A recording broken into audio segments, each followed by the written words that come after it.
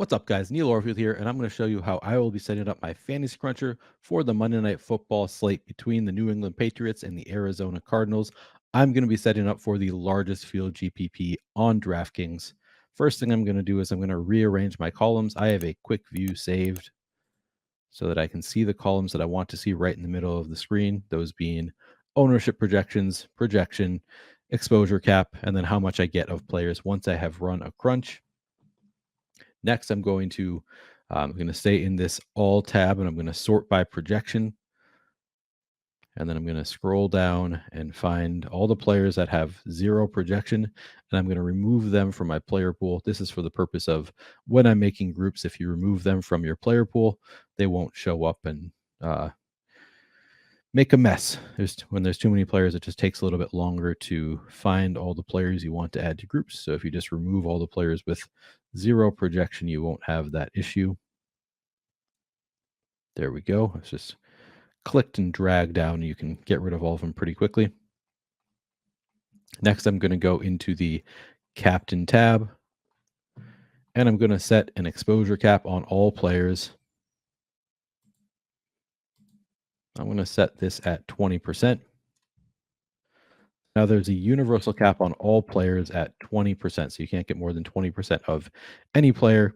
Now what you could do, Ramondre Stevenson had some positive leverage I was noticing in the single game tool, and he had actually a greater than a 20% chance of being the optimal captain. So you could, for individual players, maybe I'll do it for Ramondre Stevenson, change this from 20 to 30. So for just Ramondre Stevenson, you can have 30% of him in the captain spot. Everybody else limited to 20%. Not sure exactly where I'm going to set that tomorrow, but this seems a pretty reasonable place to start. All right, now I'm going to go into advanced options. And here's where I do most of my work in the general tab and then the groups tab. Starting in the general tab, unique players per lineup in a 150 set, which is what I'm going to be building here. I'm going to leave this at 1 unique player per lineup. So that means your lineups can be just one player apart from each other. If you're doing 40 or fewer lineups, I might suggest changing this to 2 unique players just for the sake of diversifying your lineups. Salary cap, I'm not going to set a minimum. I will set a maximum. The purpose here is just to avoid the most duplicated lineups. If I'm lucky enough to win, I want to win a lot of money. I don't want to be splitting 200 ways. It takes a lot of luck to win, no matter how good your lineup is, no matter how well it projects.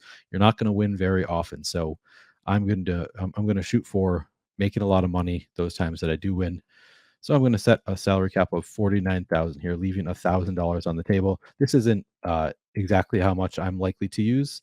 Everybody should use hopefully a different salary cap so that maybe we get to different types of lineups. But I typically recommend leaving at least $600 on the table to avoid the chalkiest lineups. The more money you leave on the table, the less chalky your lineups are going to be. And generally, not always, but generally the worse they're going to project as well. So you're going to have slightly less of a chance to win. But when you win, you're going to win more money if you leave more salary on the table. Offensive players versus defense, the default is set to max of 2 players. I'm going to change this to a max of 5 players. So you could theoretically have 5 players from one team against just the defense of the opposing team. It doesn't happen all that often that kind of lineup wins. It also doesn't come up in my player set all that often, but I like to allow for it because it's something the field doesn't like to do, and I think that it will win more frequently than how often it's used by the field.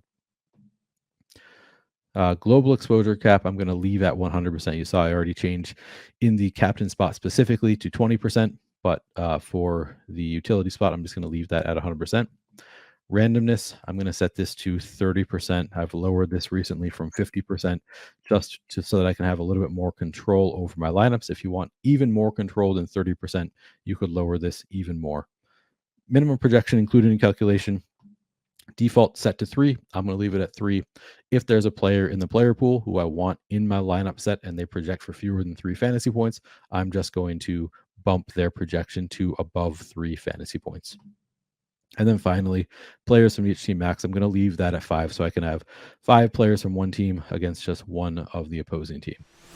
Guys, we have a great offer for new users only. You can get full access to everything Stokastic has to offer for NFL for 3 days free.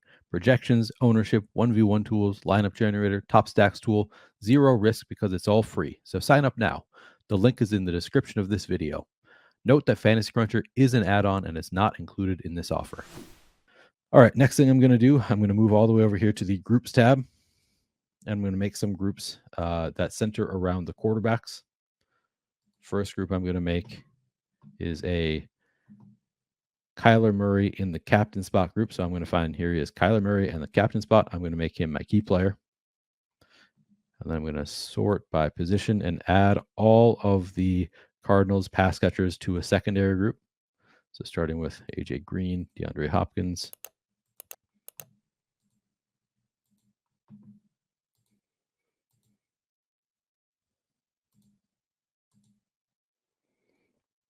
And I am going to include the running backs.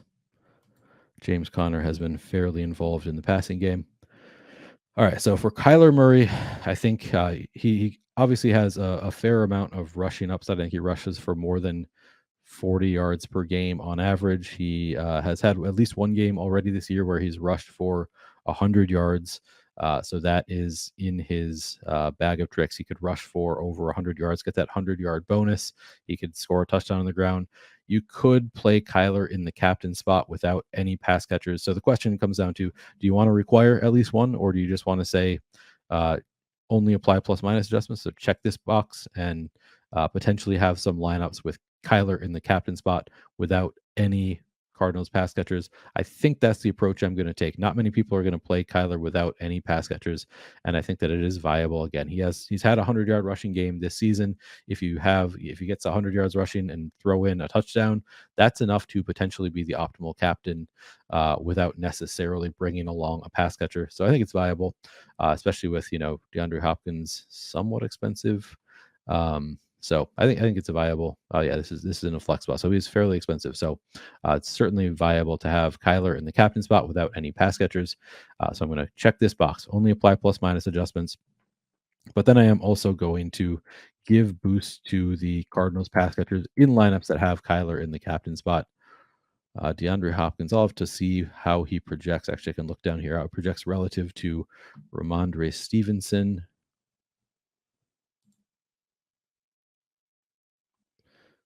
Oh, wow. Ramondre Stevenson only 8,800. Okay. Had not noticed that previously. So Ramondre Stevenson is going to naturally he projects so much better point per dollar than DeAndre Hopkins that I'm going to have to give DeAndre Hopkins a boost to make it somewhat more likely that he's going to make it into my Kyler captain lineup. So I'm going to start by boosting everybody 12% and see how the lineups look after I do this. Might need to do a little bit more, to be honest, just because Ramondre Stevenson projects so well. All right, we're going to start there, though.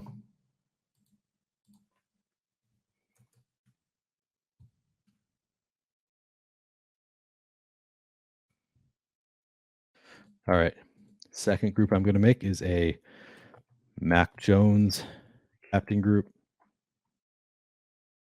Same thing. I'm going to go down here, find Mac Jones in the captain spot, make him my key player. Then again, I'm going to sort by position and now add all of the Patriots pass catchers to the secondary group.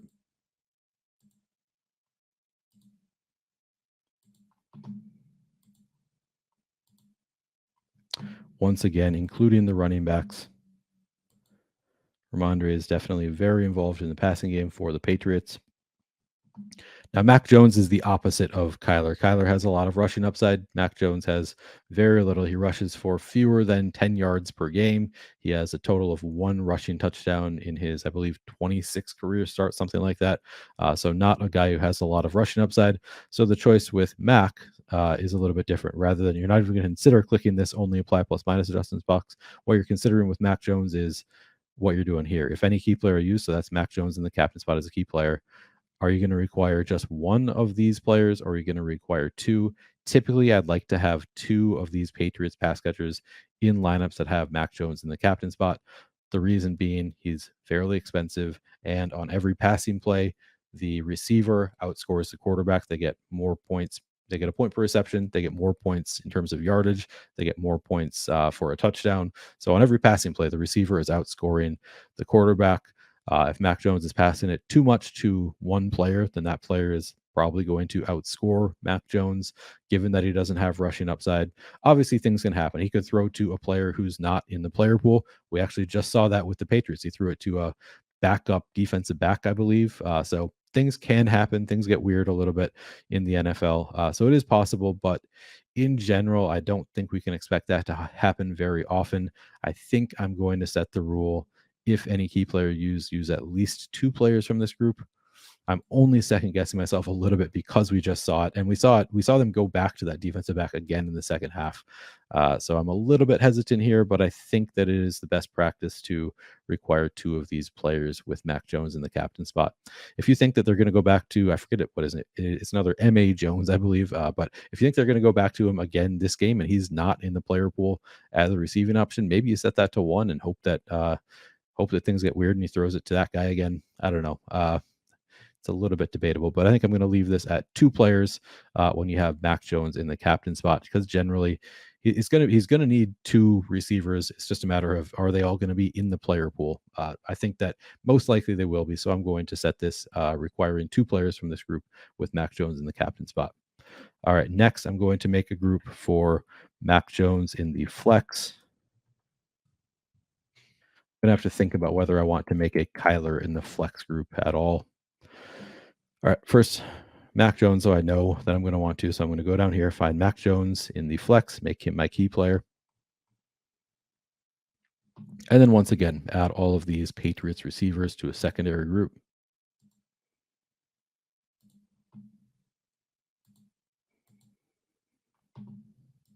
Including the running backs. And now, because you've got him in the flex, you can add those Patriots receivers in the captain spot as well.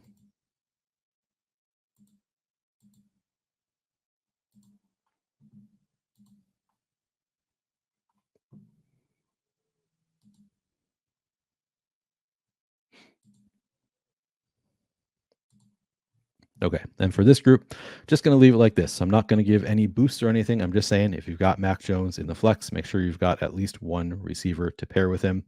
I think for now, I'm not going to bother making a Kyler in the flex group, because I would be okay with having Kyler in the flex without any pass catchers.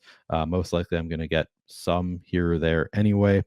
But I'm not going to force it with Kyler, because he does have that rushing upside. And to be optimal in the flex, he might only need, 12 points, doesn't even need to necessarily throw a touchdown. So I think it's certainly viable. So I'm not going to bother making that group for now.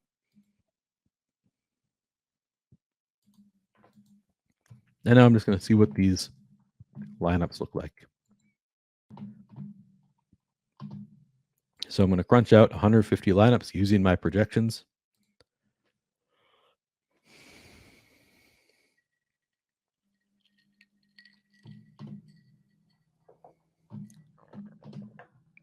All right, first, we should look at the lineups themselves, see if they correlate well enough. First lineup I see here, no Mac Jones. We do have Kyler, and he has a few receivers. I didn't force it with Kyler in the flex, but getting them anyway, pass catchers there. So this lineup all correlates well enough for me. Second lineup I see here does have Mac Jones in the captain spot. I did require multiple pass catchers with Mac Jones in the captain spot. And you can see in this lineup, they're both running backs. So we've got both the quarterbacks in this lineup, no receivers or tight ends, all running backs. Kind of interesting. I don't know that I love it. Maybe I could remove Kevin Harris from the group and require an actual receiver. That might be something I'll consider doing. I don't know all that much about Kevin Harris, to be honest. Game log, receiving 0 targets. Yeah, probably safe to remove him from the group. I think he's the top backup this week with no Damian Harris. But maybe consider removing him. I don't know. I don't know that he's all that involved in the passing game to the extent that Ramondre Stevenson is. All right, but if we get just one, lineup that looks like this in a 150 set, it could certainly work. Maybe I'd be okay with it. Okay, this one, Kyler Murray in the captain spot. Got a couple of receivers with him. Looks good. We gave them those boosts. Mac Jones paired with Ramondre Stevenson looks good. Here we've got Marquise Brown with Kyler Murray. That's good. Mac Jones with multiple receivers. Everything looks good there. Again, here you've got Mac Jones with multiple receiving options. Kyler Murray with just James Conner. Again, I'm fine with that. James Conner is fairly involved in the receiving game, and also Kyler Murray doesn't necessarily need to be paired with anybody, so I'm happy with that. Mac Jones with several. We've got Kyler with multiple again. In general, I'd say these lineups are correlating as well as I'd like them to. Just going to see if I have, scroll down, see a few more, see if any of them stand out as lineups that I have issues with. I think they're all looking pretty good, to be honest. My only concern is maybe I don't want Kevin Harris to be one of those two receivers with Mac Jones. I just am not really sure how involved he's going to be in the passing game. But he might be. We just have a small sample size with Kevin Harris, so maybe it'd be okay.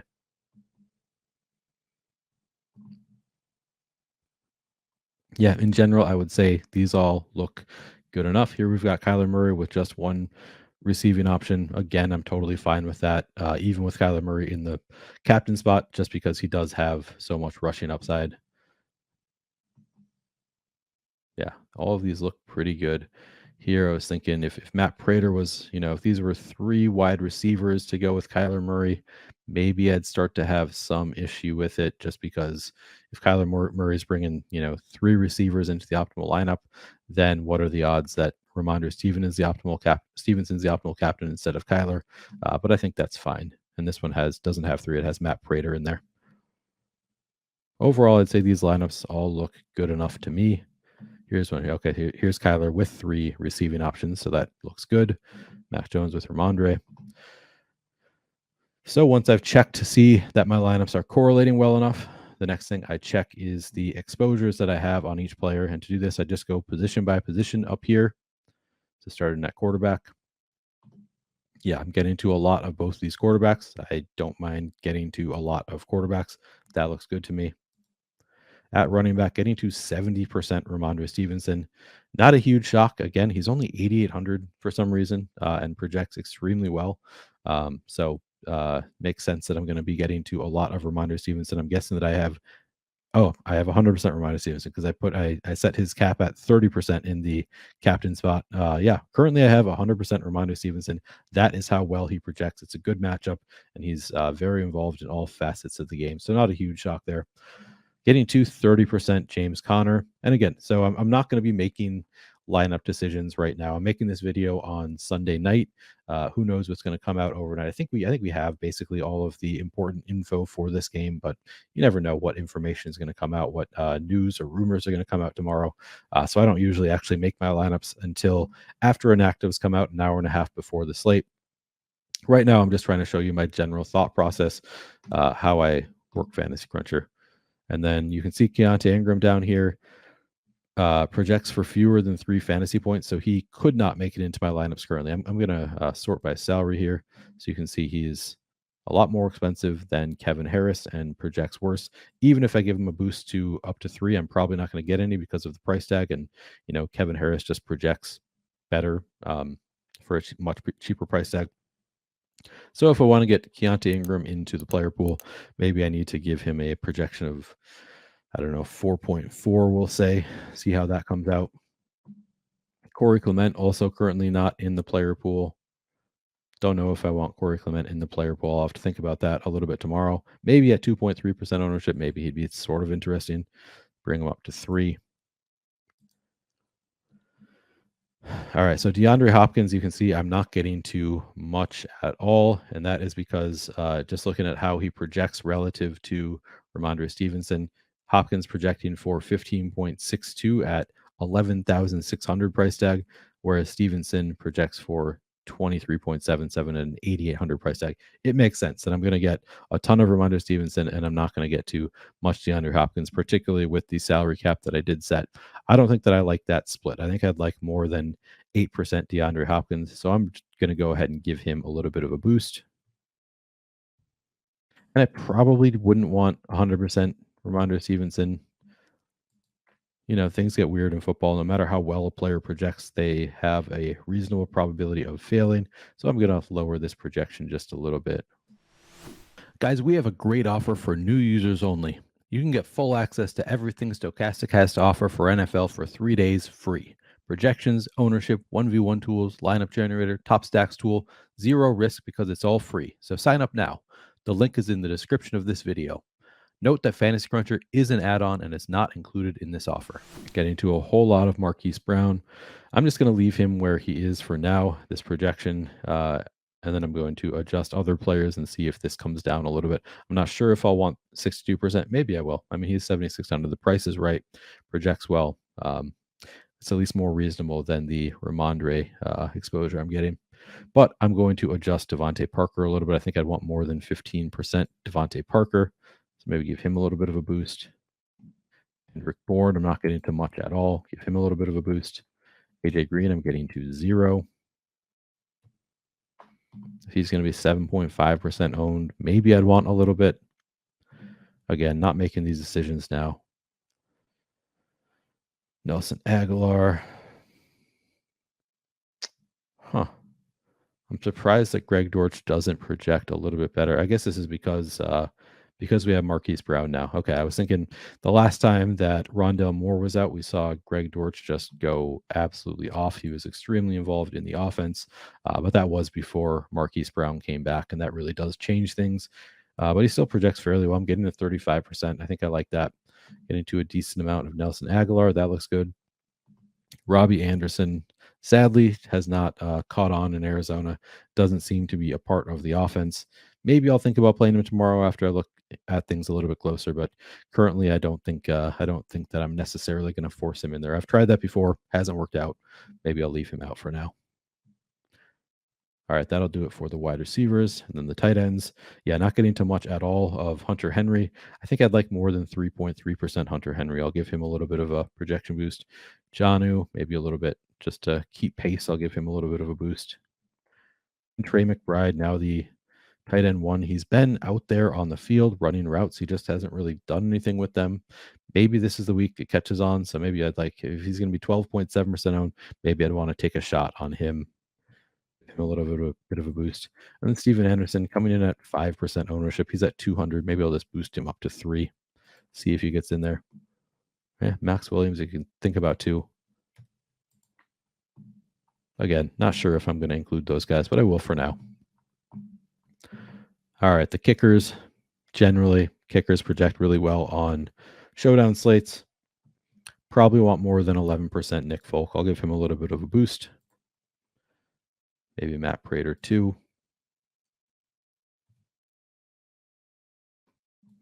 And then defenses.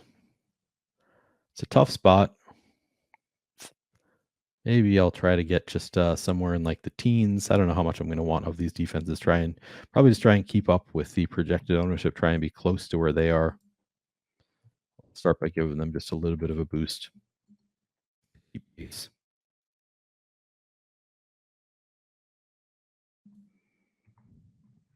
And then I'll crunch again.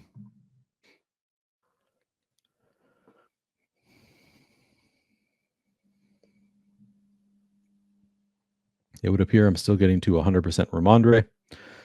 Maybe I'll do 1 or 2 more sets of this. I'll just go through one more time. All right, defense, still not getting much.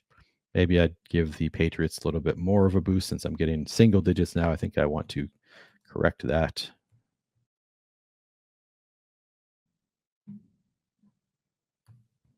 Give these kickers a little bit of a boost. Keep pace. Tight end, still not getting much Hunter Henry. I think that would be a mistake. Maybe a little bit more Jonnu. Trey McBride. And maybe I'll keep these guys here. I'm not as confident that I want them even in my player pool. If I just get a little bit, I think I'm fine with that. Now I'm up to 23% DeAndre Hopkins. It appears that I'm still getting to 100%. Yeah, I'm still getting to 100% Ramondre. I don't think that I'd like that. I could go in and set a cap. I could say, okay, I've got the 30% exposure cap on Ramondre in the captain spot. I could go ahead and also set a cap in the running back spot. I don't think I'm going to. I think I'm just going to keep messing with projections a little bit. That's typically how I do it.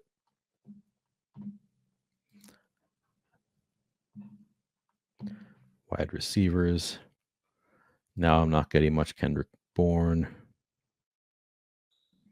AJ Green. Sure, Nelson Aguilar is still represented ahead of AJ Green, I think. But I think I want a little bit more DeAndre Hopkins, a little bit less Ramondre Stevenson. And I'm only giving a 12% boost to DeAndre Hopkins in lineups where I have Kyler at captain.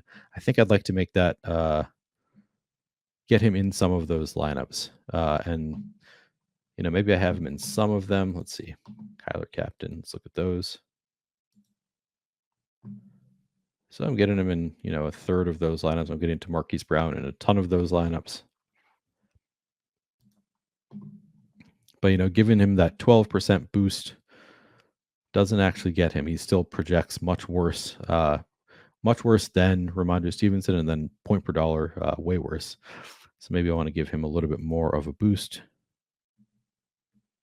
since I'm not requiring a pass catcher, and then maybe lower Ramondre a bit more. And then I do still have some randomness involved here too.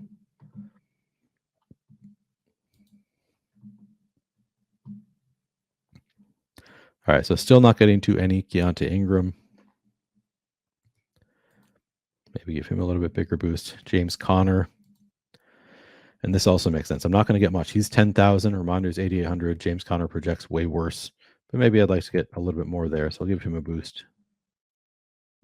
And I'll crunch again.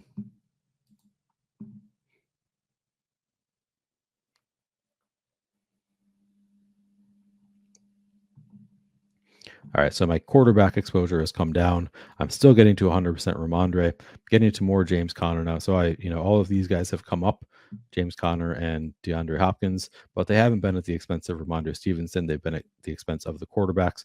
So I'm going to lower Ramondre even more. I'm actually going to just crunch again right away, see if that is enough. Nope, still not enough. Still getting to 100% Ramondre. And maybe if he projects so well that I've lowered his projection, let's see. Yeah, nearly 4 fantasy points, and I'm still getting to 100%. At some point, maybe you just accept it, but I don't think I want 100% Ramondre, so I'm going to lower it even a little bit more.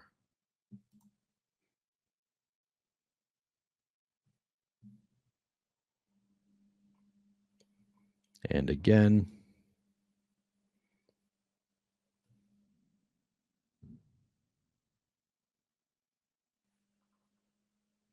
There we go. Looks like we're there. A crunch without 100% Ramondre. Just 90%. And maybe that's reasonable. 90% seems like a fine number. All right, so now we're seeing 50% plus of the quarterbacks. 32% James Conner, a little bit more reasonable. 61 plus, 91% total Ramondre. That's a lot, but maybe he deserves it. Keontae Ingram up to 6%. A little bit of Corey Clement, a little bit of Kevin Harris.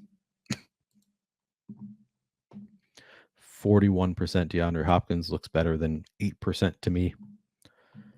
Now I'm getting to about half the field on Devontae Parker. Maybe I'd want more, so I'd raise his projection. Again, I'm not going to do all this right now. Just, these are the things I'm looking at. How much am I getting of players? How much does the field have? Do I want to be above the field? Do I want to be below the field? Of course, I look at the single game tool to determine, based on our sims, how often is a player in the optimal lineup? Those are things that I look at in making these determinations. I'm not going to do all of that right now, but this is my general process, just looking through position by position. How much am I getting? Do I want more? Do I want less? How do I need to change their projection to get to the amount that I want? And you just look at, the prices of the players around them, the projections of those players. How do they relate to each other? All projections are relative. You got to keep that in mind. I'm not getting much Jonnu Smith. Maybe if I want more, I'd give him a little bit of a boost. Now I'm finally getting a reasonable amount of Hunter Henry, Trey McBride. Those look good. Reasonable amount of the kickers, reasonable amount of the defenses. So these are, starting to look better. Sometimes I'll crunch 20 times before I get to a lineup set that I like, but I'm not going to do that now. Just trying to show you my general process. And then again, double check. Do they still correlate well? These ones look like they do. Kyler with multiple. Mac Jones with a few receiving options. Yeah, these all look like they correlate well enough for me. So I'm going to leave it at this for now. This is just my general process. Can take a little while, but I think it's worth it. Hope you can find some success on Monday night using this or a similar process. Good luck.